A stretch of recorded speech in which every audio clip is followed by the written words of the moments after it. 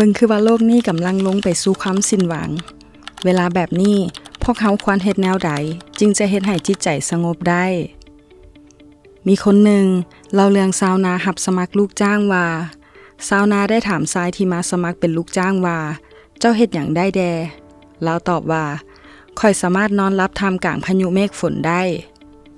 ชาวนาคนนั้นบ่เข้าใจความหมายของคำเว้านั้นแต่ก็รับลาวมาเฮ็ดเวียก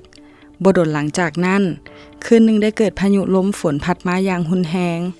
ชาวนาได้จับโคมไฟย่างไปเบิ่งเล่าเข้าว่าทุกอย่างอยู่เรียบร้อยดีบ่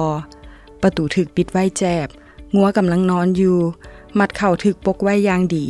บ่มีห้องห้อยน้ำเปียกเพดานหัวเวลานั้นชาวนาแนมเห็นชายลูกจ้างนอนรับสนิทอยู่